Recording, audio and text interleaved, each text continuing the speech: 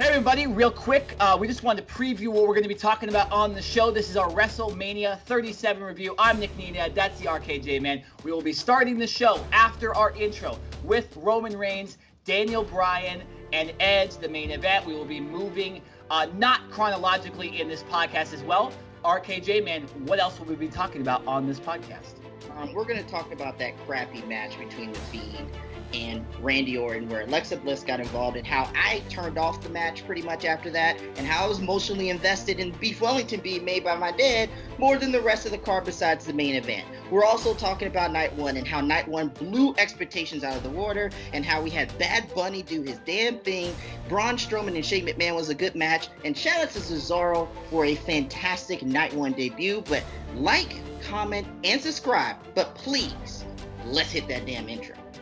It's the sauce, Alexander. This is Watts. Make sure you like, subscribe, Ring General Podcast. And don't forget to subscribe to the Ring Generals, YouTube, Instagram, Twitter. Absolutely. Do it, or I will get you. And you're watching the Ring General Podcast. Turn this man around. Turn this man around. Subscribe, like, and comment. But raise a glass in the sky and salute the Ring Generals. That's right.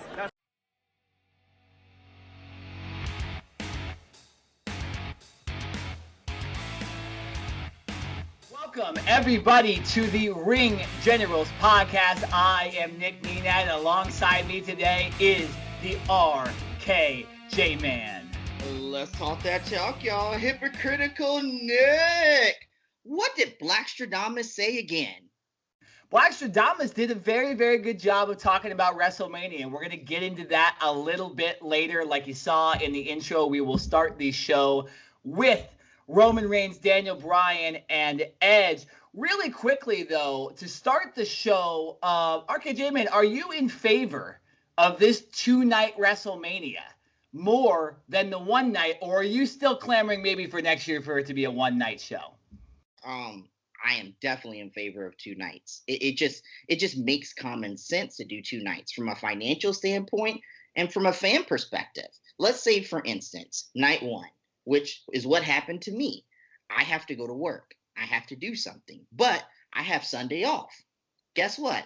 I can avoid going and buying tickets for night one, and then I can just go ahead and buy the tickets for night two. WWE can also put on WrestleMania packages, ticket packages, which I think they might have done for this WrestleMania, where it's buy two nights for the price of one. They can extend it. They can do certain other offers for both nights. So it's definitely something that I would be in favor of as long as both nights are equally as good. Looking at this card, I can understand why people weren't buying night one originally at first. Now after we've seen the card, we're like, man, people should have just bought night one and just skipped out on night two besides the main event. But we didn't know that a week ago or 2 weeks ago when the tickets went on sale. So we just made this decision. A lot of people made the decision of they look at the card and they say, because it's a lot like food. You eat with your eyes, you look at the card, you buy with your eyes. So you say, hey, look, I'm seeing all these matches, night two and night one. Night two is clearly better. So in my opinion, if the WWE can make both cards equal and both cards equal importance, then they can afford to have a two-night WrestleMania. And I did notice how originally it was supposed to be April 3rd, 2022. They also changed it in the commercial, and they just said April 2022. So I think they're definitely thinking about doing the two-night format too. I love it. I love the two-night format. I think that it reminds me a lot of NXT being on Saturday and then WrestleMania being on Sunday. And I think as wrestling fans, RKJ man, in the last 5-6 years with NXT as a thing, NXT kind of always blew WrestleMania out of the water unless the main event was really, really good. And in this case, it kind of happened again with night one. It's something I predicted. I thought that the wrestlers on night one would go all out to, outprove the night two wrestlers because, night one, not a slap in the face necessarily, but it's not like there was only two women that ended up being on both shows, and that was Natalya and Tamina. This wasn't like a New Japan Wrestle Kingdom card, for knocking my camera.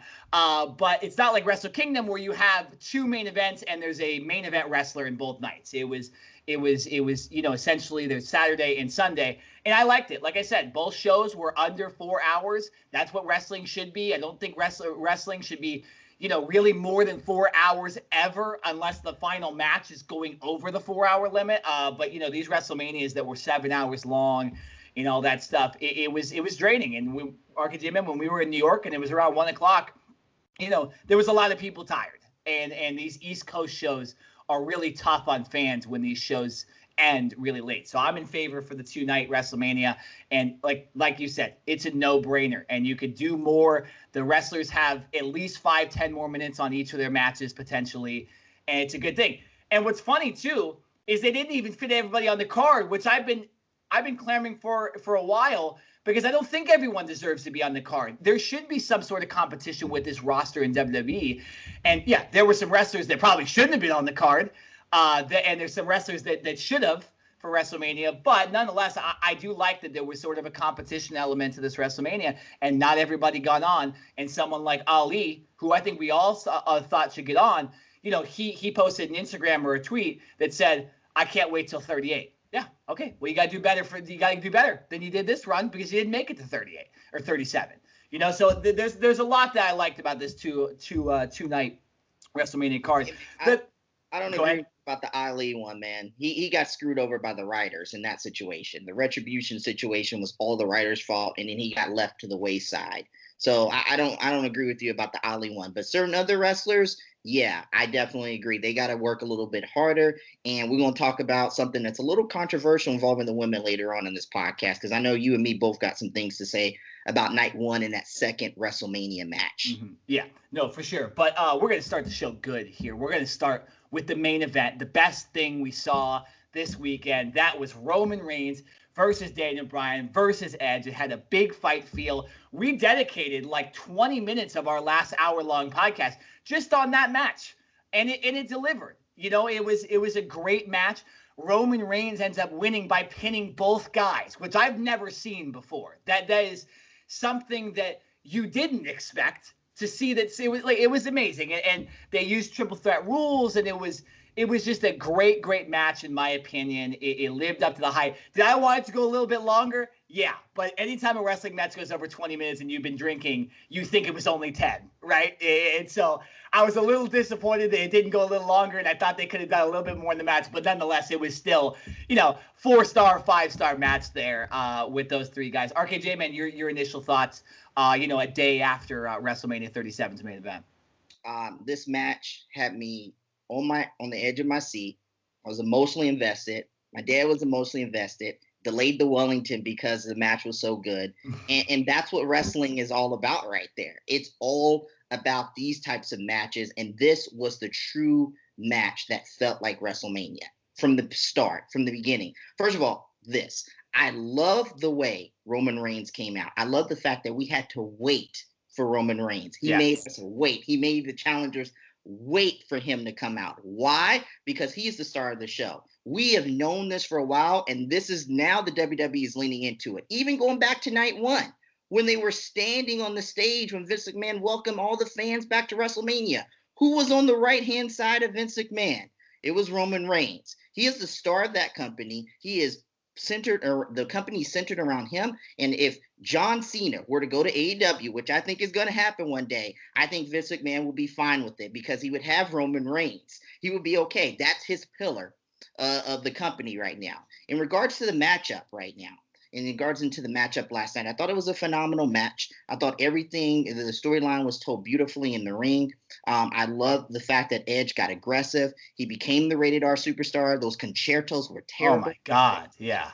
Oh my God, like you have a guy with a bad neck, and then you have Daniel Bryan with his injury history, and Roman Reigns has a kind of an injury history as well, just putting their bodies on the line. Shout outs to Jey Uso being in that match. I mean, I know a lot of people were upset about the ending, but I thought it fits perfectly with Roman Reigns' character, and it's a situation to me where it just sets up everything perfectly for next year in WrestleMania 38.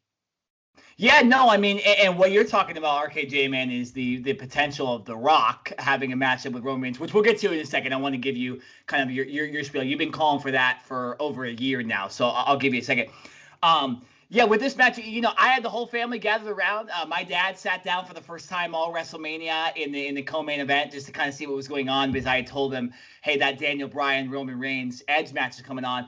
My mom came back from work. She sat down.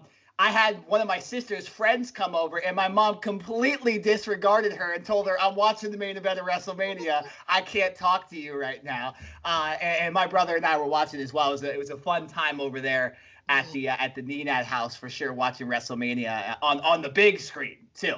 I have a TV here that's not nearly does not rival my parents' television. RKJ, man, you actually haven't seen it either. When you came over to watch wrestling earlier on last year, they did not have the new TV yet. So you gotta come over there and watch it too. What is the inches on this television? Is it an 80-inch? Yeah, it is 80-inch. Yeah. It's an 80-inch television? Yeah, it's an 80-inch television.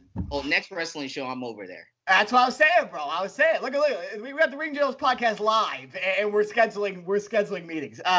No, but nonetheless, I mean, it was just, again, it was a testament to how big and promoted this match was. I was excited on Saturday for this match. Like when the Bianca Belair Sasha Banks match ended and Bianca won, I was like, that was great. But like Roman, Edge, and Daniel Bryan is tomorrow, so I'm already excited, So it lived up to the hype, and like you said, the ending of Roman Reigns pinning both guys, it does two things. One, Roman Reigns doesn't have an opponent, which I've always loved in wrestling when the champion doesn't have a clear opponent, because now it makes me want to go watch Friday Night SmackDown on Friday to see who the hell his next challenger is going to be. I think we're set for Edge and Daniel Bryan need a feud. I think that absolutely needs to happen with how brutal that got in about 3 weeks. It reminds me a little bit of Edge and Mick Foley. Not that match ended up being at WrestleMania, but then they ended up having the ECW stuff a little bit later that tied in after the WrestleMania brutality. So, and I'll say this, I love the way that Daniel Bryan sold that concerto like he was legitimately dead. Like way after the match, he was down and had not moved, which you gotta love. And again, all these guys have creative control. All these guys are some of the best in the world that were in this match. And that's including Jey Uso and Paul Heyman too. And, there was just a lot to like. And like you said, the fact that Roman Reigns made everybody wait, that's Paul Heyman. That's Paul sitting there, hey, Roman, just wait 30 seconds. Wait 30 seconds, and then we'll walk a slow spot. Everything about that was why we have a podcast here. You know what I'm saying? Like that was the type of match you get excited for. That was the Kenny Omega, Jon Moxley. That was everything you get excited for, and I was down for that. So, RKJ, your comments. I want you to talk about The Rock. I want you to talk about how that could possibly happen. And then as well as give me some guys that you think Roman should fight next for that Universal Championship. Well, really quickly, I just want to expand a little bit on that match, too. I have a question for you, okay? You have a question for me? I just asked you a question, bro. Hold on. Let me ask the question first. Okay? Did you hear boos for Daniel Bryan throughout the match and before the show? Did you also hear boos for Edge? Well, I'll say this. There's a lot of people out there. They're talking about fake crowd noise and all that stuff. Guys, Edge was the heel and he got cheered. That's not fake. That's real. The WWE isn't piping in babyface cheers for the heel. Edge was the clear heel. Roman Reigns got cheered a bit. He's not supposed to be getting cheered. So with all these people talking about fake crowd noise, I think you guys just are not used to the live crowd anymore. And that crowd was hot. It was hotter on night one because the matches were better and everything kind of flowed better. But the crowd, if there was boos, there was boos. And I think it's because, I don't know why Daniel Bryan got booed. I really don't know that. And maybe it was just a couple people close to the ring because those mics were real amplified. Maybe that's what it was.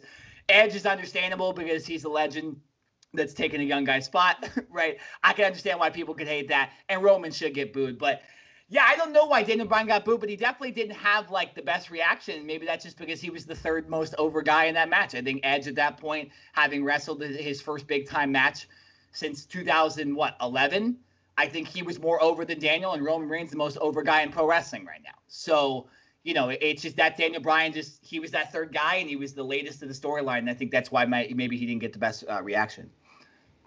I'm starting to wonder if, well, first of all, I do agree with Daniel Bryan. It's a good time for him to go away. But I'm starting to wonder if the fans, and I've seen this on Twitter, and I've thought about it, and I agreed on it. I'm starting to wonder if the fans are getting a little ticked off with this whole Daniel Bryan underdog story now. Because when you look at it, is he really the underdog?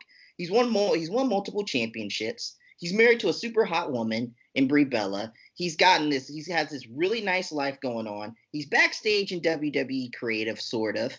So it's a situation where the fans, where we're trying to present him now, the WWE, as the guy he was 7 years ago when he didn't have those accomplishments.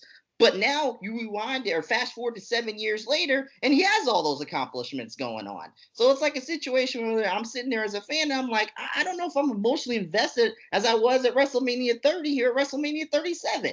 So I think that is the reason why you saw those shares. And I think the WWE, this is why the live crowd is so important, because the WWE would have figured that out a long time ago if there was a live crowd. Yeah. But because they are relying on the Thunderdome and social media more than ever now, because they couldn't have fans, they thought and assumed that Daniel Bryan would be more popular than what he is.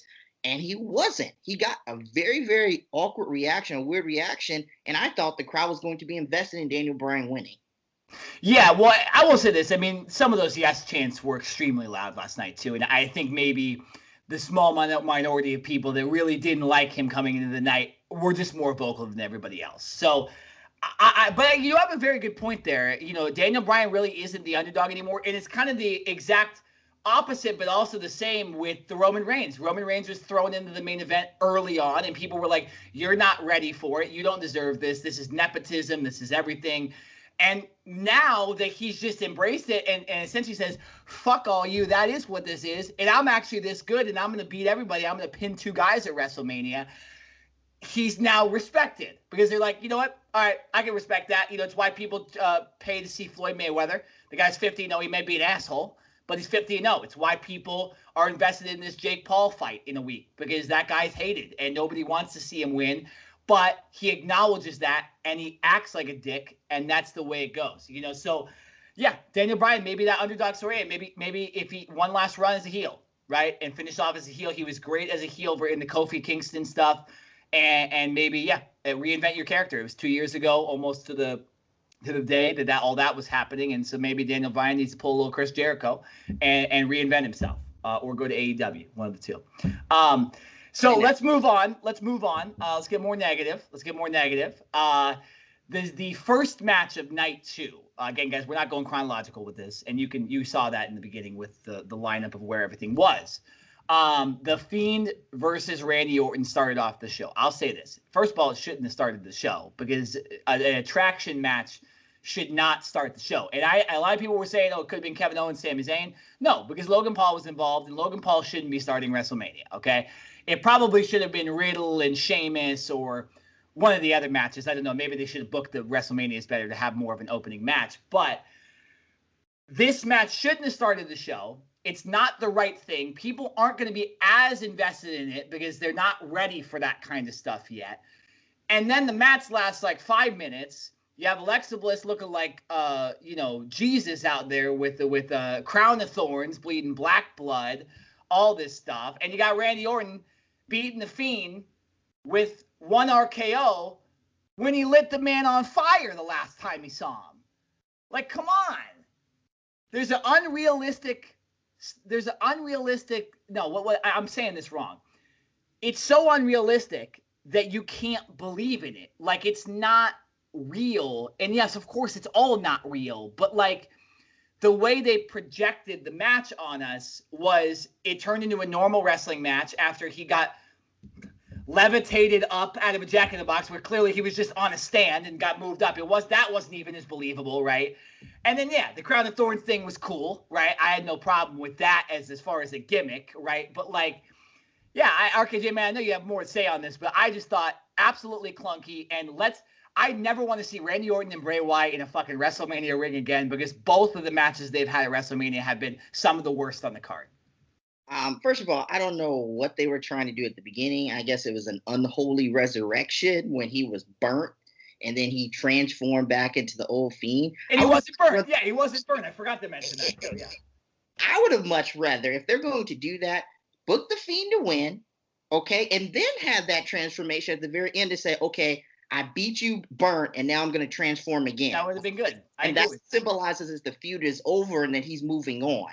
But instead, they did it at the beginning. It was weird. It was creepy. It was freaking terrible. Like, I'm so glad my dad was over here making the beef Wellington and wasn't watching. I turned the volume down low. I saw satanic imagery, and I was just like, oh, my God. And they had the Fiend come out. Now, one thing that was actually kind of cool about the entrance is that it seemed like the Fiend was actually orchestrating the crowd in some way, shape, or form. He had his hands out. And it seemed like when they were doing that hurt and heal thing, he had his hands out like he was orchestrating. Mm-hmm. And then I saw a lot of people say that the Fiend kind of did a tribute to Brody Lee with the yeah. So I appreciate that. But everything else with this matchup was complete and utter garbage. Like, a lot of people are giving credit to Alexa Bliss, and I agree with it. But now it's getting to the point where Alexa Bliss is starting to become a hindrance to the Fiend and was a hindrance to the storyline. So, it's a situation where the Fiend, who was supposed to be this evil character who had no emotions, he got manipulated by Alexa Bliss. Like, I think the Fiend needs to listen to Chris Brown Loyal, okay? These girls ain't loyal. Alexa Bliss is not loyal to the Fiend. She's not loyal to anybody. So it's a situation where he got manipulated and twisted by Alexa Bliss. You're having a matchup in red lighting, which is just crazy to me. Like, why would we have a matchup in red lighting? There's so much bad about this. Let alone, so look, obviously the fans, it hurts the fans' viewpoint of the match. But let's talk about the performers. You already got the Fiend wrestling in a mask. The whole matchup in a mask. So who knows how his vision's getting obstructed. He's got all that sweat and stuff in his mask. And now you're asking him and Randy Orton to compete in red lighting. And then we see a situation happen. And then Randy Orton goes on there. They have this matchup. It's only 5 minutes, okay? There's no blood. There's no weaponry. They just have a normal, boring wrestling match. And I'm not sure if this is an indictment on Bray Wyatt, that he maybe isn't the wrestler that a lot of people hope he is, or if it's an indictment on WWE Creative, or it's a combination of both. At this point, basing it off of a lot of bad Fiend matches or a lot of bad Bray Wyatt matches and basing it off WrestleMania 33 as well with that terrible match, I'm going to say it's a combination of both. I'm going to say it's on Bray Wyatt, and I don't think in his ability maybe not to do creative things in the ring, and it's a combination of creative too as well. And for the cherry on the top, Randy Orton reveals that he had to pay $20,000 for his family to attend WrestleMania. $20,000, and you see that atrocious garbage match. I would have, if I was Randy Orton's wife, I would have been like, we're getting up out of here. I'm going to give my seat to somebody else. Or they probably did right after that match. It wasn't long. They were in those seats, to be honest. There's no pre-show or anything like that either. They probably just put out there for 5 minutes. But, yeah, I mean, there was so much bad. You reminded me of the stuff. I forgot about the light. I forgot about the, it just, the fact that he wasn't burnt was stupid. The light, I've heard in the past that Bray Wyatt didn't like it. So why would you have him? It's dumb. The creative in the match sucked. I don't think Bray Wyatt's that good of a wrestler. Period. I think he's average in the ring, to be honest, and maybe it's his weight. I don't know what it is, but like he doesn't look good in the ring either. And yeah, it could be his mask and all that stuff, but yeah, just a lot wrong with this. It shouldn't have been a normal match, and I want to see the Fiend entrance. Do some creative down the ramp. I don't want to see him come up in a Jack in the Box. He's not burnt. It's just. It was bad. That was bad. We should probably just move on to Sasha and Bianca because the rivalry's over.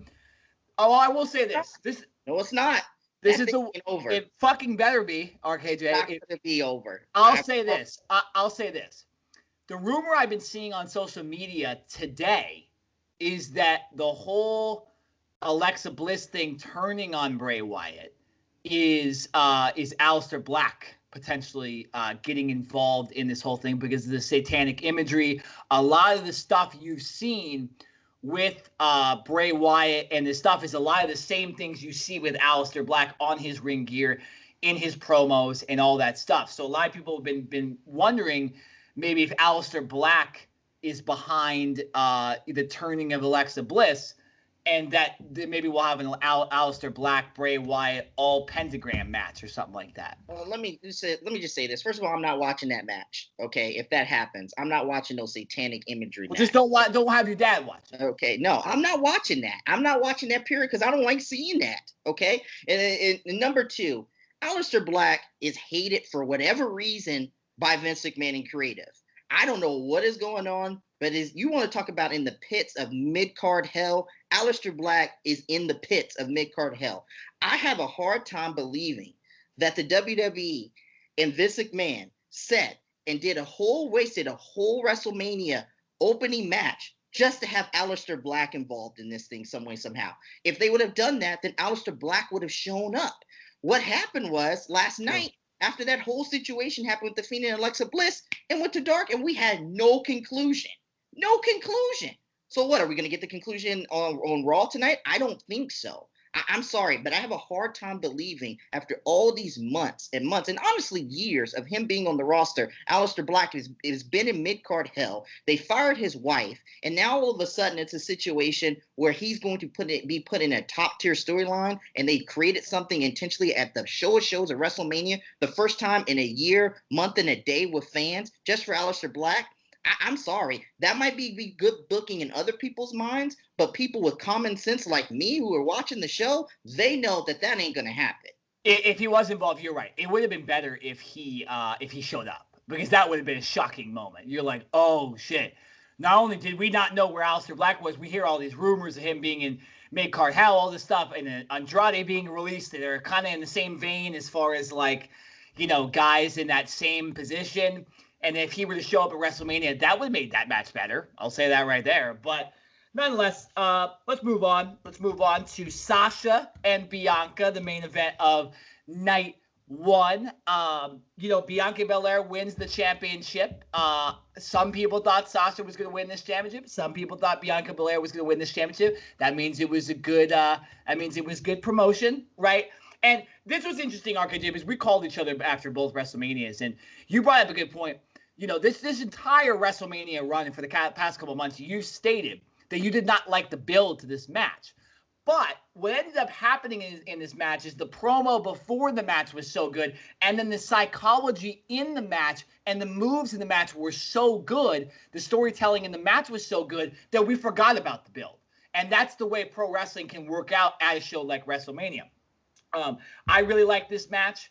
It was one of the best things going on night one, maybe even the best. But yeah, I mean, Bianca Belair wins the championship. I don't think this feud is over, which is solid. And Bianca gets her moment. She's one of the best professional wrestlers in the world, and a top 3 women's wrestler in this company, and she deserved that championship. Sasha did a great job, and oh boy, was that hair whip at the end one of the more brutal things I've seen in a pro wrestling match. You could instantly see the scar appearing on Sasha Banks' body. And again, good storytelling, because if I took that shot and then took somebody's finisher, there's no way I'm kicking out, right? And so, but RKJ, man, I'll toss it to you, because this had a different meaning for you. This is a little different for you than it is for me. So why don't you talk about this match, in a different vein? Look, I've said this before. And this is just true. I wear it on my sleeve. I'm a black man in America, and I want African American wrestlers to succeed in the pro wrestling industry, especially in top tier positions in the industry, whether it be wrestling or behind the scenes. And this match meant so much to me. And that's why it was so frustrating that the build was so terrible for months, because I saw the potential in this matchup. But man, once we got to the match, and once we got to that promo segment, man, I got a little emotional. Like, I was feeling the same type of emotions I felt 2 years ago when we were in person for Kofi Kingston winning, that I felt on the couch watching this phenomenal match and watching the segment before, the promo segment before. And it's something now. You can have crappy builds to WrestleMania, and that's what they do. All you got to do, because the power of editing is so great, Nick, because we've done this before. Mm-hmm. We know how editing works. You can manipulate things on the fly with just words and motions and instances and body movements. And, they made it into a great promo segment. And then the storytelling was something that really made up for the terrible, terrible build. And you can do that now with today's wrestlers. Why? Because today's wrestlers are so damn good in the ring that they can make up for it in that ring if the promos have been bad and creative has done a terrible job with their feud. But getting into the matchup, man, it was phenomenal. Everything about this matchup was great. I actually wish it could have gone actually a little bit longer. I thought they could have won another 5 minutes. But, seeing Bianca Belair and Sasha Banks at the beginning getting emotional, that almost got me emotional. And I was kind of freaking out too, because I was like, man, if they're going to start crying, she's going to break down now. Like, is she going to botch really bad, do something stupid? Like, are we going to have a Brock Lesnar WrestleMania 19 where he did that flip off the ring and injured him and Kurt Angle at the same time? But they were able to get it together, and it was a really, really solid matchup. I watched Sasha Banks talk on the Steve Austin podcast about just how much passion she has for wrestling, how much she cares about getting the crowd invested, and how much she cares about making history, and how she wants to be the best, and how she leads the matchup. She always leads the matchup, whether she's heel, babyface. She wants to take control of the match, and you could clearly see her input. I would not be surprised if Sasha Banks told whoever the producer was, go focus on somebody else's match. We have this right here. And she laid it completely out to Bianca and said, here's what we're going to do to get up to the main event sequence. Because that matchup was perfectly done. It was emotional. It was great. The bumps were great. They did some stuff on the outside, I think, because it was a little drier. And it was a phenomenal matchup with two great women. And as a black man in America, it was beautiful to see Bianca Belair lifted up by Montez Ford, and all of Twitter was rejoicing. And that was a great main event and a phenomenal way to end night one. Yeah, and even the stuff after, the genuine happiness from Bianca Belair in the back, in the ring, it means a lot to not only Bianca, but Sasha Banks as well, to main event WrestleMania. It doesn't matter if it's night one or night two. This is another good thing about having two nights is you have two main events. You have two big finishes, right? There's just no reason why we can't do two nights, right? Because we wouldn't have got that. RKJ, because remember when we were at WrestleMania 35, we got the Kofi stuff in the middle of the show, and then Becky Lynch's stuff didn't matter as much because the Kofi stuff was always going to be better. We always had more Kofi mania than we did Becky mania or Charlotte mania or Ronda mania that WrestleMania. So, again, a part of having two nights helped this out too, and just the genuine emotion from Bianca Belair at the beginning of the match. Credit to both these women. And they did a great job. And again, we're about to talk about something that is the exact opposite of this in 1 second. But when Bianca Belair and Sasha Banks get in the ring, I don't think about Trish Stratus and Mickie James and Candice Michelle anymore and Tori Wilson. I think about those are two professional wrestlers. I don't think about the fact that they're women. You know what I'm saying? They're so good and so entertaining that it makes these matches more. And it's women like Charlotte and Becky Lynch and even Ronda Rousey when she was there, and if she returns soon, those are the women that really make the difference and have changed women's professional wrestling, have changed professional wrestling for the better. We know how well men can do in the ring. Now we know how well some women can do in the ring. RKJ, man, last thoughts on this match before we move into the exact opposite topic of this match, essentially. Really quickly, shout outs to Michael Cole. I know a lot of people were criticizing him this week. Oh yeah, and he deserved some of it. But look, the beginning part of him just saying for the first time ever, two black women. He emphasized black. Two black women are main eventing WrestleMania. Shout outs to him for mentioning that. And this is one of those situations where I criticize WWE, and rightfully so. I mean, like, for example, Hulk Hogan being the host of WrestleMania. I don't know what the fuck are we doing? I don't know what they're doing. And having him next to Titus O'Neil, you could clearly see Titus O'Neil wasn't comfortable being there. But I criticize WWE, and rightfully so, for some of their stuff. But, man, Bianca and Sasha, them putting that on as the main event, which was an obvious decision in my opinion, but them putting it on there and promoting it for what it is and being able to stand there with history, like that's something that's very important. And shout-outs to the WWE and shout-outs to Bianca and Sasha for doing the damn thing at the Showcase of the Immortals. Yeah, again, Hulk Hogan does not need to be on WWE TV anymore. He deserves to be in the Hall of Fame. He deserves to be part of the NWO in the Hall of Fame. We're good. You saw how he got booed, and nobody fucking cares about Titus either. And he's getting cheered like he's Seth Rollins at WrestleMania, okay, because he's next to Hulk Hogan. Yeah, bad situation. You guys all know why we don't like him, and we're not going to get into that. But, it just, again, no more Hulk Hogan. Speaking of shitty things, so this is where I want to talk about the women's performances besides Sasha Banks and Bianca Belair. WWE clearly has a problem with this women's tag team division, because that entire first tag team turmoil match was literally tag teams that had just been created out of nothing. Like, it was like you randomized on WWE 2K a couple tag teams to go out there, and that's what it was. Liv Morgan and Ruby Riott used to have another member too, so that's even somewhat makeshift, right? And that's back together, and it's a different role, right? I thought they should have won the match, first of all, and should at least got their WrestleMania moment in some ways, because the Riott Squad never has. Fucking Tamina and Natalya didn't need to get that, and I'm kind of done with Natalya too. She's got those Daniel Bryan vibes to me. Like, I'm done. I don't give a shit that she's Bret Hart's cousin or whatever. Okay, I was done with Natalya 10 years ago. So here, okay, Jay, let me get into. I have a lot more mean things to say, so I'll let you react after. But so first of all, the booking on that was terrible. I feel bad for Mandy Rose slipping on the stage. Okay, it was wet. I don't think that was her fault, okay, that she fell, and I feel bad. But then their performances in the ring made me want to Mandy Rose to fall out again on the stage a couple more times. There was numerous horrible botches from Billie Kay, Lana, Shayna Baszler in there botching in that first match as well. The second match that was actually for the Women's Tag Team Championships, very clunky. Tamina has to be one of the worst professional wrestlers in the world. I mean, she is literally only there because her father is Jimmy Snuka. And again, we just talked about Hulk Hogan and how we don't want to see Hulk Hogan. I don't want to be reminded of Jimmy Snuka because he did some real shitty things in his life too. Yes, he didn't. Allegedly, yes. But it's kind of assumed he did those things. So I don't need to see the whole this anymore. I don't want to see his moves.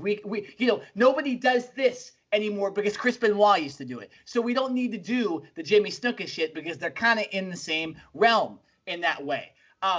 That's not on Tamina, but again, with how bad she is in the ring, it makes me want to shit on her. Like, it makes me, not in the other way. I'm saying it makes me want to, talk shit on her in a way.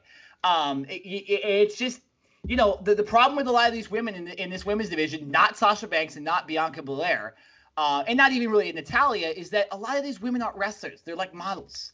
Okay, Lana is not a professional wrestler. She's an Instagram model that professional wrestles. Okay, I don't know what Billie Kay. I mean, Billie Kay's attractive, but she is horrible.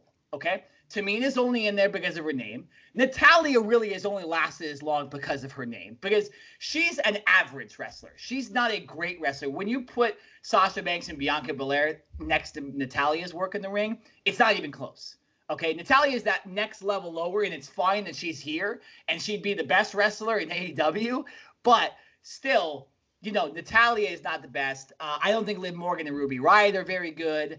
And Nia Jax, she hurts women. She clearly, after so many years and having The Rock as her cousin and Roman Reigns in the company and the Usos, still does not know how to professional wrestle. And then you put Shayna Baszler with all these women, who's not a professional wrestler and is still learning the craft.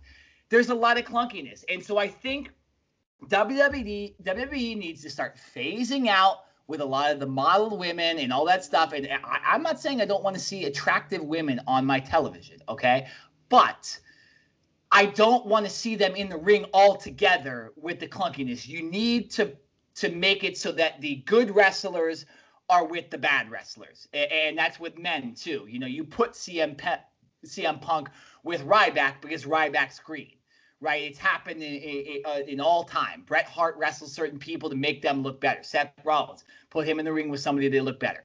So WWE needs to fix that issue with the women, and you cannot have these feuds where there's multiple really bad wrestlers in the ring together.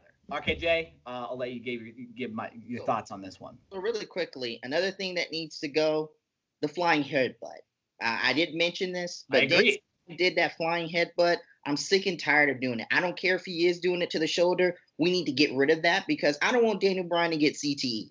Okay. All right. And in regards to the whole Tamina Snuka thing, look, apparently Tommy Dreamer, before we did this podcast, made this tweet about how Tamina is a superstar just because the crowd was cheering her. And I will give Tamina credit. She did get some of the crowd invested in that matchup in night 2. She did.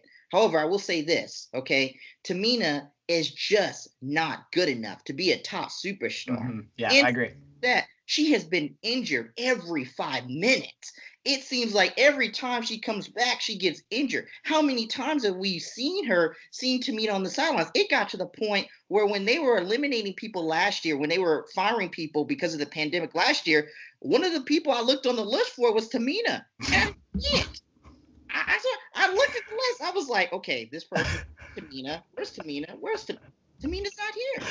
Oh, I didn't think you could be more brutal than me, bro. So they fired all these people, but they didn't fire Tamina?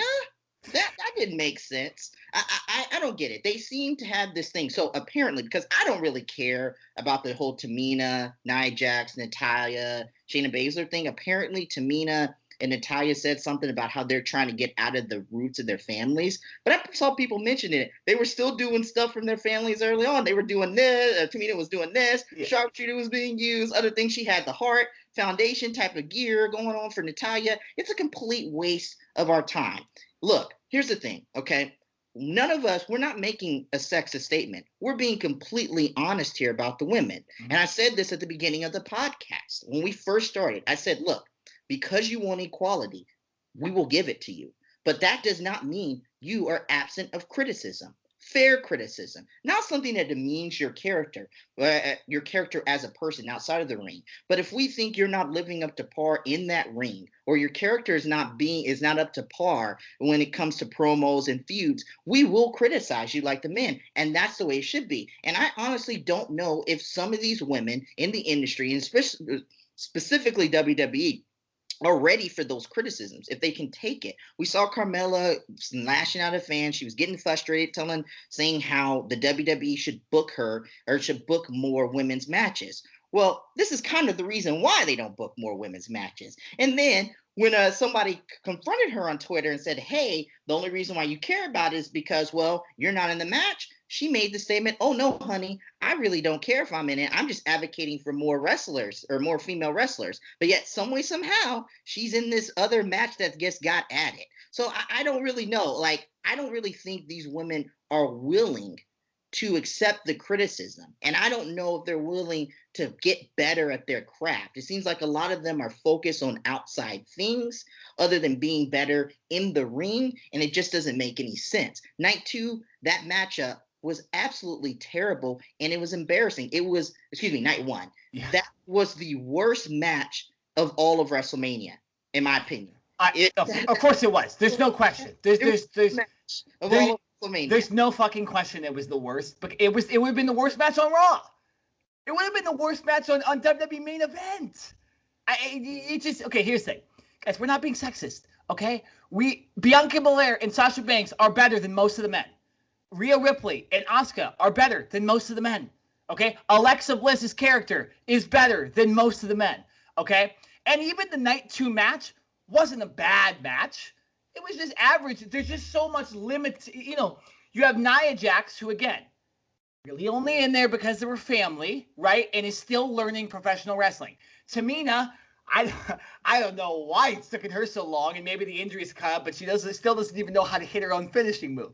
Tamina has never hit that finishing move off the top rope that's stolen completely from her father, right? She's never hit it correctly, okay? Natalya, again, average wrestler, and then you have Shayna Baszler, who's an MMA fighter. That's why the match, that was the best match those women could have had. Right? And so I'll give them credit. But the night 1, I mean, there was multiple botches. When you make professional wrestling look fake and stupid, we're always going to give you shit. Every other woman on this card did amazing. I thought the Rhea Ripley Asuka match was solid. I had no problem with it. Alexa Bliss has one of the best characters in wrestling right now. And Sasha Banks and Bianca Belair had the second best match of WrestleMania weekend. So, that's what it is. And if you guys want to get mad at us, fuck it. Yeah, I don't give a shit. I had multiple people complaining to me when I made a joke about Lacey Evans like slipping or something or botching a few years ago. Don't botch. I don't really care. I don't really care what you guys say, because you can go do me a favor. Subscribe to our podcast, even if it's for a day. Go through our archives. We got plenty of videos, even when we were doing this in audio, when we were doing it in that stuffy ass studio. Okay, all three of us. I mean, if COVID was back then, we would have all gotten COVID. Okay, and it was a situation where I was specifically claiming, where I was saying, look, the women are better in certain situations, and I was advocating for more women's matches, and I was advocating for better storylines and more talent to be on the show who are women, because they were doing it, they were proving it. Now, fast forward a few years later, they're not. It's just not up to par. And really quickly, I want to touch on this. That Asuka Rhea Ripley match, I felt like it could have been a whole lot better than I agree. It was. I agree. It could have been a whole lot better than what it was. And I felt like maybe it was me, because I saw on Twitter Bryan Alvarez said something like something big is coming. So I automatically thought that Becky Lynch was going to show up. So maybe that's what the crowd was thinking too. But it didn't seem like the crowd was emotionally invested either. So, I mean, it was just kind of sad to see that. And maybe Becky Lynch being kind of looming over this WrestleMania, night 1, night 2, she may have thought it may have given it some kind of allure and it kind of enticed people to watch. Maybe it didn't. Maybe it harmed the women in this situation. Yeah, no, I absolutely thought at the end of that match, Ronda Rousey was going to come out and take her out. Speaking of Rhea Ripley, I thought Becky Lynch might come take her out, especially when Bayley came out in the middle. Like, why are the Bella twins coming out and doing stuff when you easily could have had Ronda or Becky do the same thing? And maybe they're not ready. Maybe Ronda's not signed to a contract, right? Maybe she can't do it, right? But like, don't do that, right? And I had no problem with the Rhea Ripley Asuka match. It was a solid match. It wasn't a women's title match, but it was a solid match, right? Their performances were really good in that match, better than Asuka's done in a while, right? And so, but again, you needed some more, and there was no build, and I just think WWE dropped the ball on the Raw Women's Championship, no doubt there. RKJ.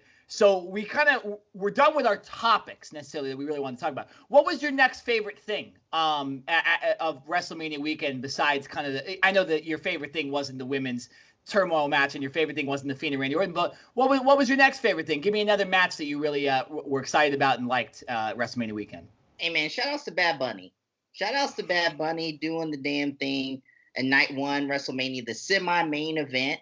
First of all, his interest was pretty damn cool. His sick. It was cool. Yeah. Like, him coming out, I don't know what I guess it was a truck, right? It was a big truck. Semi-truck, yeah. Yeah, semi-truck coming out. It was pretty cool. His music was cool.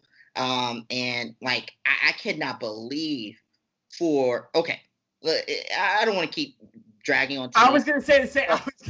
Hold on. Say it. Hold on. So, you mean to tell me Bad Bunny, has only been wrestling for like 2-3 months. And maybe he had some training before that because we have been in pandemic and Bad Bunny hasn't been able to tour. And Tamina's been wrestling, I don't know. She was wrestling when I was in high school. She's been wrestling longer. I mean, she's been wrestling for like 10 plus years. And she can't do the moves that Bad Bunny can in 3 months. I get it. Like, Tamina's not working. Tamina's not working with John Morrison, who's a phenomenal wrestler. We've seen John Morrison in person, so we know how good he was. He is. We were a few feet away from him. The dude's a phenomenal professional wrestler. And if you want to have your first match in the WWE as a celebrity, you want John Morrison there selling for you. So shout outs to John Morrison. But man, I mean, Bad Bunny and those moves, especially shout outs to Booker T, the Bunny Destroyer, man. Like, and some of the moves he was doing, going off the top rope and everything like that. Like, I was like a little bit on the edge about the Bad Bunny thing. But when I saw the match and I saw how great this dude was doing and how he was holding his own in the match, he was getting beat up. And Damian Priest is on the side most of the time. He was taking most of the brunt in the matchup like a face should. And that's phenomenal, man. And I got to give credit. And the entertainment industry is so funny. It's you scratch my back, I scratch your back. What happens on night 2 after that great thing? WWE announces his tour for him, and he gets all wrestling fans who wouldn't know. They're gonna look at it and say, "Oh, that's Bad Bunny. Okay, I'm gonna go to his tour. I'm gonna check his stuff out. I'm gonna check out his next album." So shout outs to Bad Bunny, man. He was professional. He cared about it, and we need to see more celebrities come in with the mentality of Bad Bunny. Yeah, Bad Bunny it was the best celebrity performance I've ever seen in the ring. Maybe besides Floyd Mayweather, but Floyd Mayweather really didn't do a lot of wrestling. He did more performing. But as far as wrestling goes, it's the best I've ever seen. It is. Bad Bunny, yeah, he probably practiced all those moves over and over again for a month, but that's the way you do it. He's not a pro wrestler.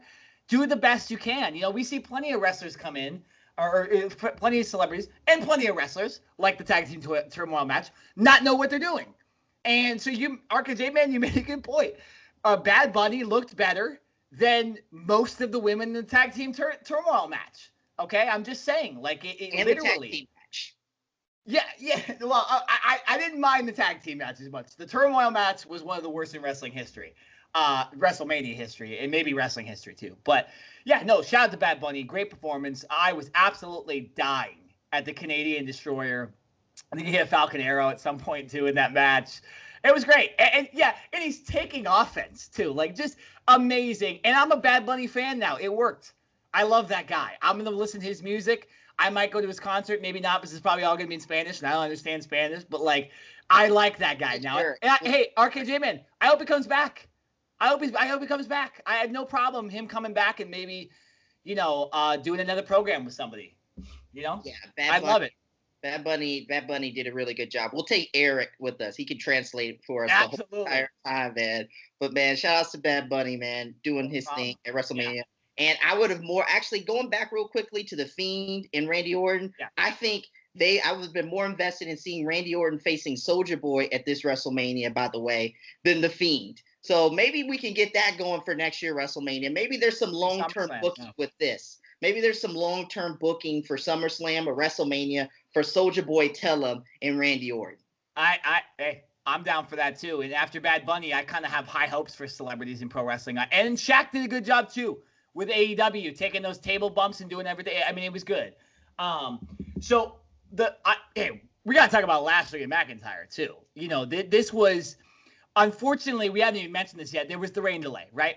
There's nothing WWE can do about that, guys. Okay.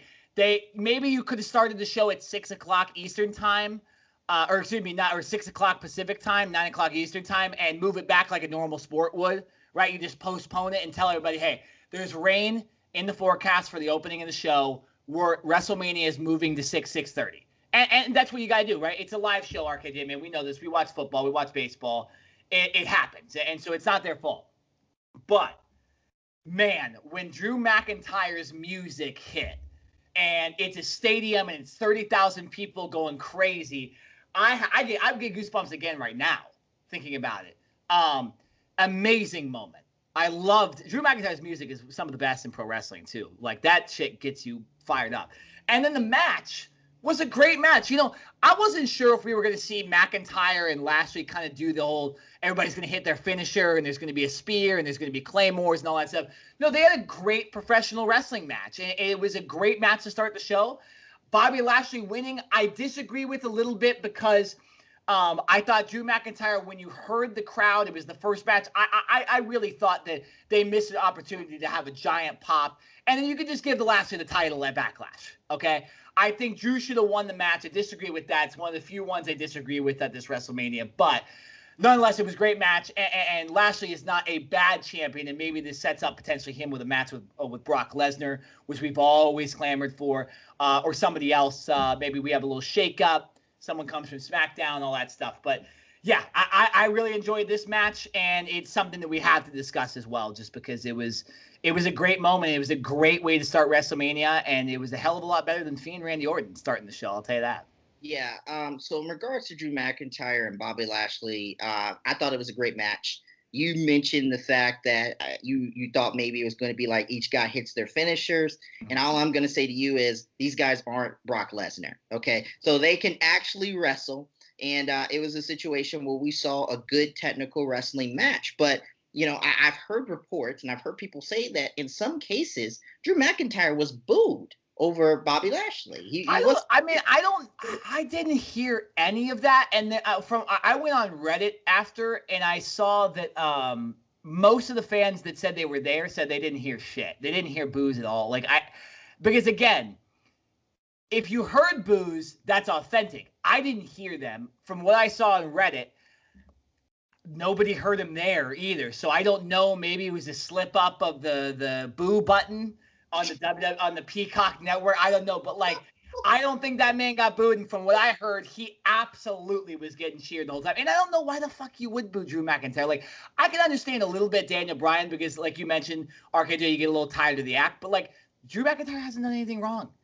And he deserved the WWE Championship match, too. They just booked him oddly the whole year after WrestleMania 36. Well, I do think Drew McIntyre's character is getting to that point where it's going to need a little tune-up. Maybe a little heel turn. That's what my thing is. Yeah. I think what WWE didn't mess up that boo button. Maybe they intentionally added it in there, because maybe Drew McIntyre tonight on Monday Night Raw is going to turn heel. And maybe he's going to bring in, just like Eric said, so I'm not going to take this from Eric because Eric mentioned this last week. Maybe he's going to bring in the 2 members that just got booted out from the Hurt Business last week or 2 weeks ago, whenever that happened, and bring them in and form his own stable to that's right. Eric did say that in the podcast. Shout out to Eric. Yeah, so it's going to be a situation where I hope that we get some type of a fresh Drew McIntyre doing something different. And maybe, as you said, Nick, a shakeup is coming soon because I do feel like Drew McIntyre needs a change of scenery. He probably needs to go to SmackDown. Maybe that's a feud that we can get for Roman Reigns. I never answered that question, but Roman Reigns versus Drew McIntyre for SummerSlam is a good match that can hold us over until next year when he remember Survivor Series as well. Survivor Series, their match was great at Survivor Series. And there wasn't a definitive winner, although, Roman Reigns will win. But favorite number 2. Exactly. Well, RKJ, you said so. Let's get into that. You mentioned we forgot to talk about this. Roman Reigns. Who are his? Who do you think are next possible opponents? You mentioned Drew McIntyre. You mentioned to me before the podcast Big E. I think Cesaro, after the win against Seth Rollins, needs also to be there. And then Rollins down the line. I think we're looking at potentially right there, if McIntyre doesn't stay on Raw, if he does come to SmackDown, those realistically could be the 4 guys that he faces before WrestleMania 38. That's, I don't see anybody else. Yeah, I definitely think before fans come back, they will have a shakeup. Because you want to have a fresh crowd. They're probably going to have a fresh Titantron. They're probably going to have fresh music when fans come back for both Raw and SmackDown at a full capacity, which I expect to happen later on this year because everybody else is expecting it later this year with people getting vaccinated. And so I expect that to happen. So maybe we won't get Drew McIntyre until Survivor Series, and that's okay. But I think Big E right now is the most immediate opponent, makes the most sense, and here's the reason why. He just lost the title to Apollo Crews. Okay, he gave it, and it's a situation where they've been building Big E up for a while. He had a big time WrestleMania entrance with Wale. Shout outs to Wale doing his thing last night. Easily the best live performance of the night in terms of performances. I don't know who that lady was who was singing Rhea Ripley's entrance, but she was bad. It was horrible. That's what it sounded like. On TV. Stop smoking cigarettes. That's all I would say to her. Okay. So it's another, but Big E has had a really big run, and a lot of people have been aiming for this Big E Roman Reigns matchup. And I think now that we're getting ready to get into WrestleMania Backlash, usually what happens after WrestleMania, the residual effect after about a week or 2 goes down, the views go down a little bit more, people's interests aren't as high, and that's when WWE can experiment with things. If you guys don't remember this, way back in 2003, after Brock Lesnar beat Kurt Angle in the main event of WrestleMania 19, his first opponent for a title match at the next event, Backlash, was a young upstart John Cena, who was not even close to being ready to be in the main event spot as he was in 2005.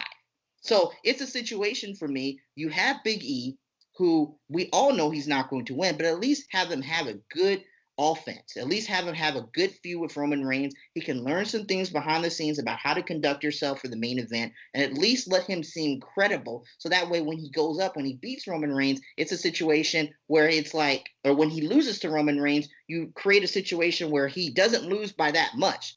Roman Reigns just outsmarts him and outthinks him, and commentary can bring it up like, hey, he was just outsmarted because this is his first big title match, his first big WrestleMania main event situation. So I think Big E is a little bit more favorable right now than Cesaro.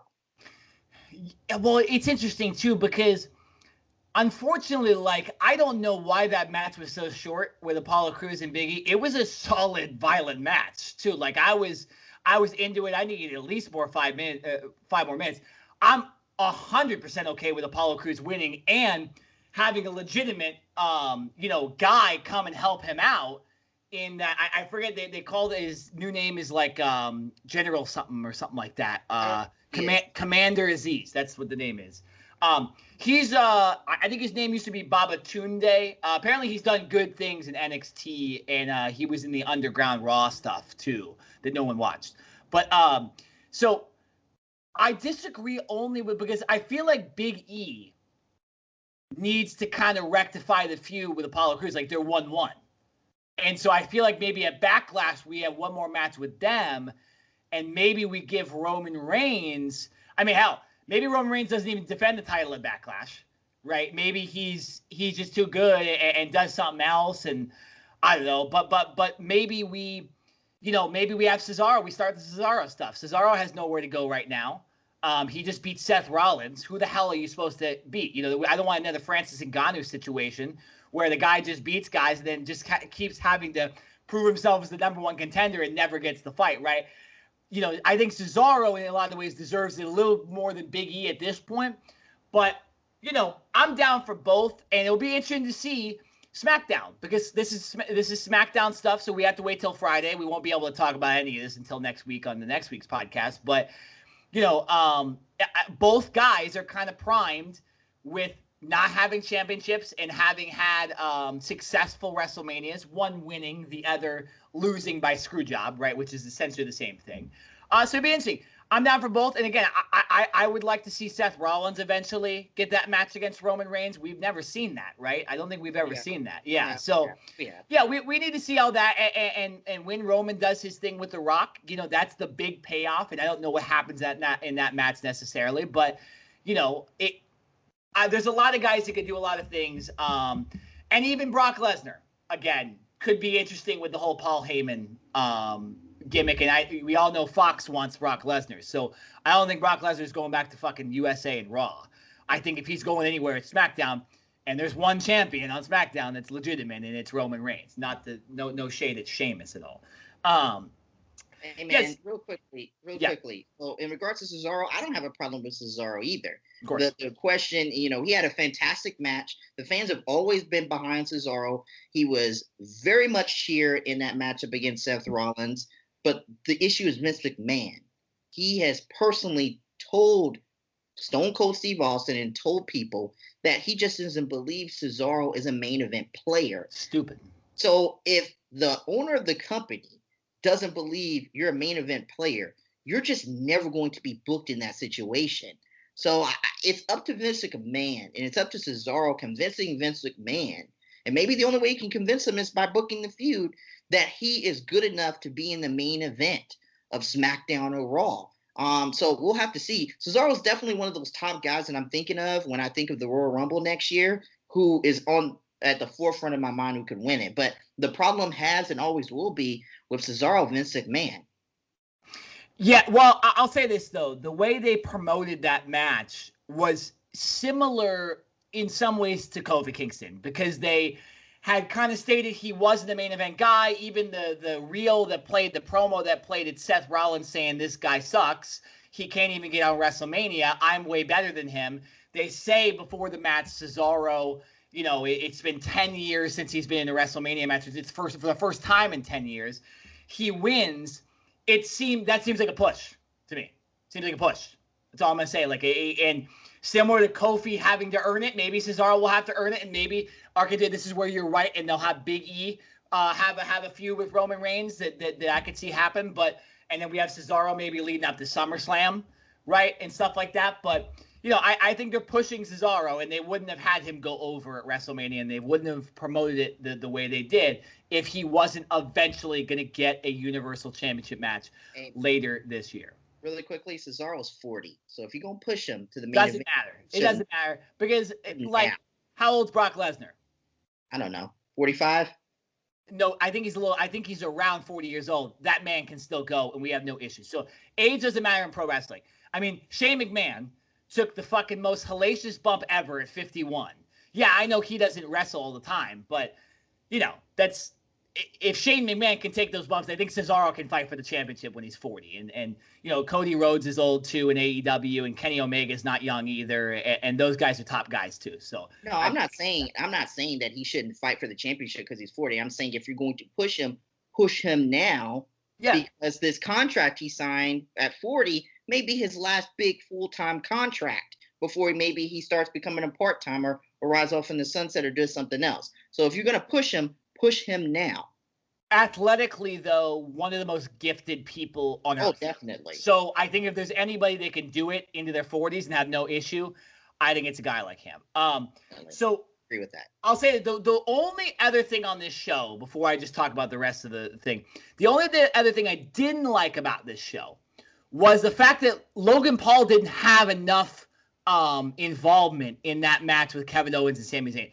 I get that he got stunned at the end and all that stuff. But when you saw how much Bad Bunny was involved, when you saw how much Jey Uso was involved in the triple threat match, I would have thought Logan Paul might have kind of had more of a role, maybe interrupted the match, maybe helped Sami Zayn lose, all that stuff. He kind of just sat in a chair, and it was almost like they just used Logan Paul's name recognition just to have him standing out there. And he did a good job of reacting.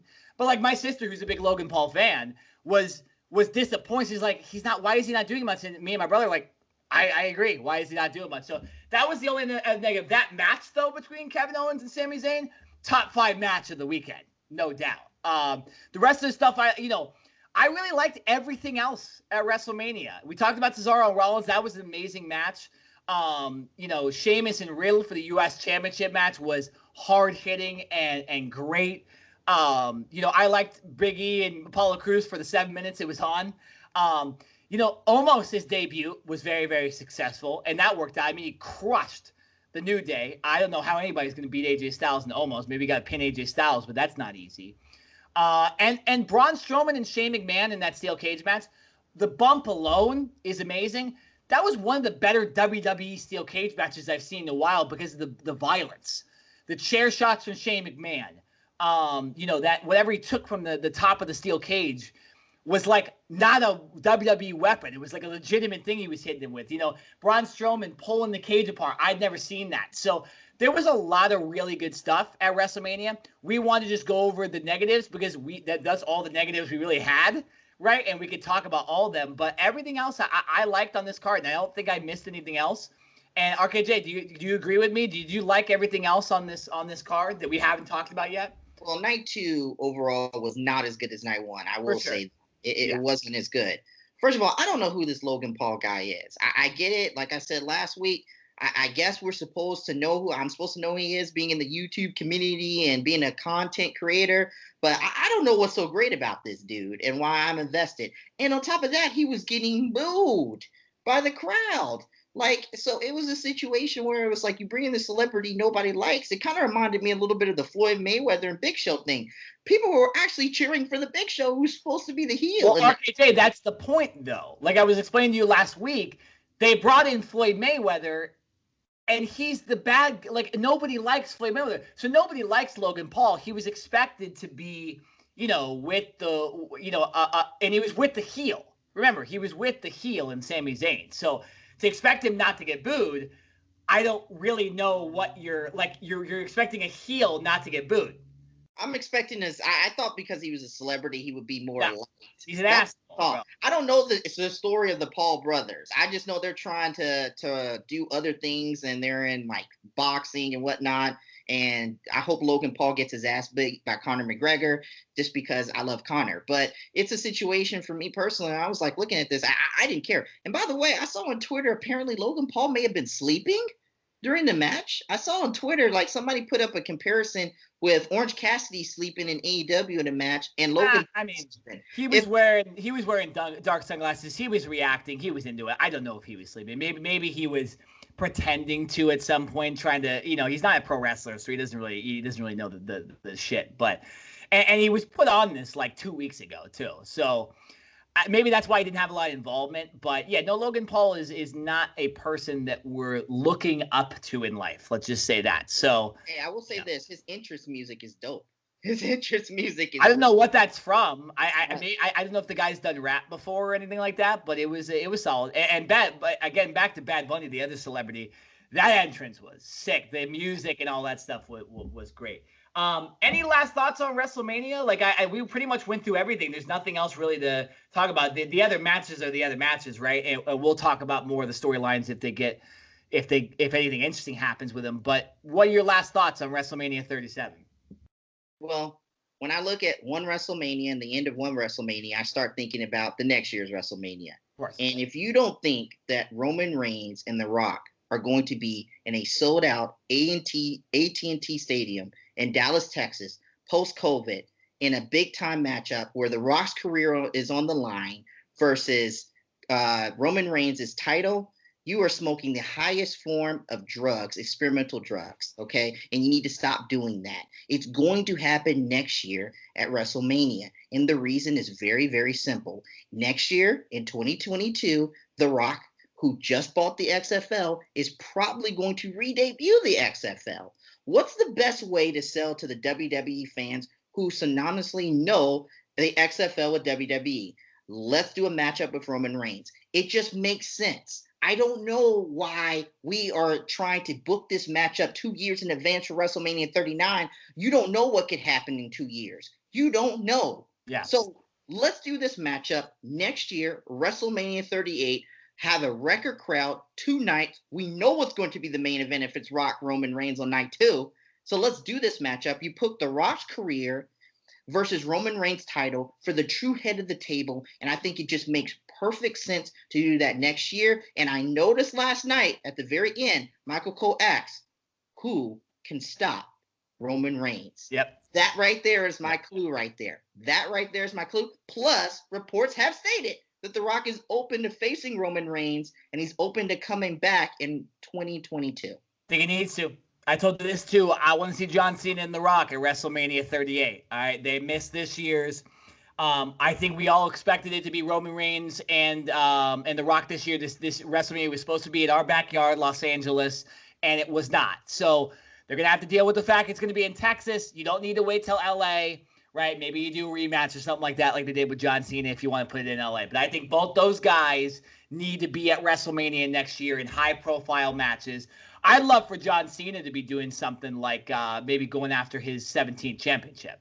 I think that he needs to be at WrestleMania next year too. You've done enough acting. Come back like The Rock did, right? I don't know how many years it was between The Rock's final WrestleMania. It was 2004, and then he came back in 10. He came back in 2011. It was the first ever WrestleMania I ever bought. Almost went to that WrestleMania in 2011. First WrestleMania I ever bought was 22, which is funny. Well, that was a good one. I bought the one. Yeah, that was the last one in the arena. I'll never forget WrestleMania 22. But I want to see John Cena and The Rock. I want to see The Rock versus Roman Reigns. I mean, unless The Rock gets hurt or something like that, I don't want to. I want to see Roman Reigns defend the title.